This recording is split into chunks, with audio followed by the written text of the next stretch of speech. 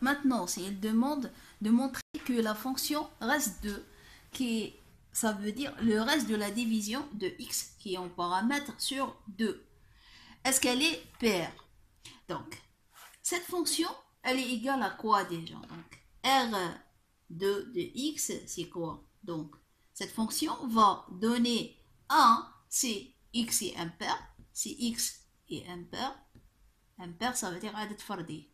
Et 0 si x est pair, زوجي. Ok? Donc, pour la montrer, toujours par la récursion, donc on va faire quoi? Donc, on doit fixer notre n plus 1. Dans ce cas, notre fonction R2, elle est d'arrêter 1, donc égale à 1, implique que n égale 0. Donc on est dans le cas particulier de la récursion, donc on doit trouver quoi? Au final, on doit trouver que R2 de x, il doit être une constante, et on doit trouver que R2 de y plus 1, c'est combien? Plutôt non, c'est R2 de 0. R2 de 0 c'est une constante, et R2 de y plus 1, c'est quoi? C'est G de R2 de y. Et je dois trouver cette fonction G. Et je dois trouver que R0 c'est une constante. Donc je commence par la première. Donc R2 de 0, c'est quoi?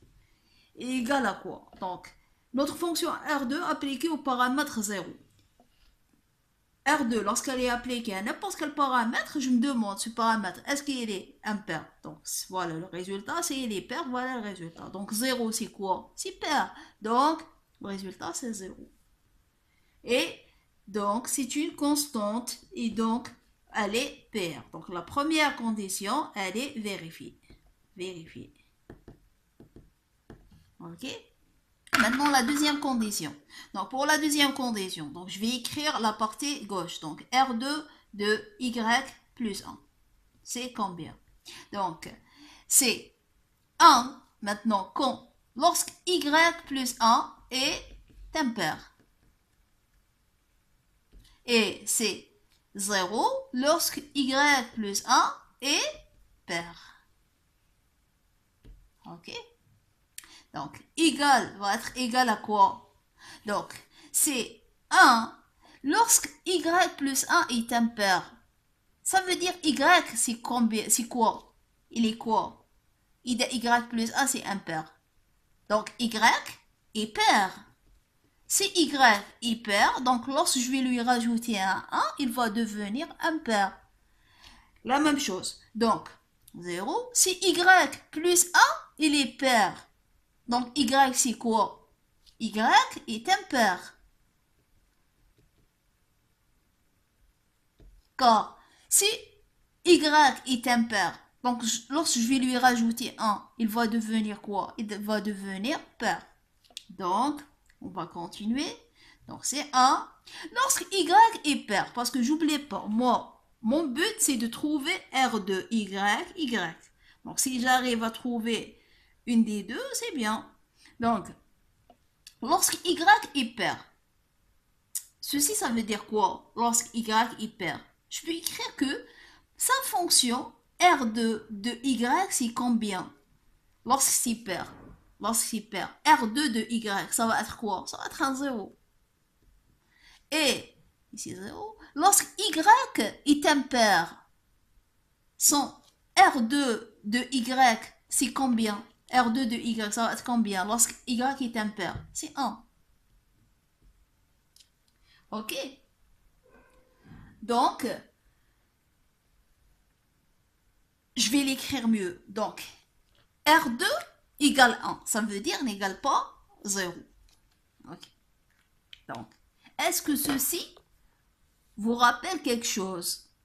Une fonction en laquelle les paramètres égale 0 et n'égale pas 0. Et la sortie, c'est 1 et 0.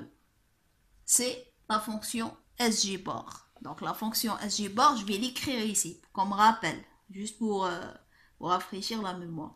Donc, sgbar de x, c'est quoi? C'est 1 sgbar lorsque x égale 0 et c'est 0 lorsque x n'égale pas 0. Voilà, ça c'est le SG bar. Et donc, je vais appliquer ça, donc ça va être ma fonction SG bar appliquée à quoi? Mon X, dans ce cas, c'est le R2Y. Et je vais écrire les choses de manière plus claire. Donc, toujours dans cette égalité. Donc, SG bar, plutôt. Donc, SG bar, maintenant j'ai le R2Y, il me manque le Y. Donc, je vais faire quoi? Je vais faire entrer la projection. Donc, je vais faire entrer P2, j'ai le premier argument, il me manque le deuxième. Donc, P2, par mes deux éléments, je prends le premier. Donc, R2 de Y. Voilà. Donc, je vais écrire les choses de manière plus claire. Donc, SG bar appliqué à P2, 1. Les éléments sont R2Y. Voilà. Donc, maintenant, j'ai les paramètres que je dois avoir. Les voilà. Ma fonction, est-ce qu'elle est paire? Oui, SG bar est paire. On l'a déjà démontré. Et P1, est paire parce que c'est une fonction de base. Donc, la fonction G, on l'a trouvée. La fonction G, c'est quoi? C'est SG bar en P2, 1. Et donc, la première condition est vérifiée. La deuxième condition est vérifiée. On a trouvé une fonction G appliquée aux paramètres demandés et la fonction G, elle est paire. Et donc, par récursion, ma fonction R2 de X est paire.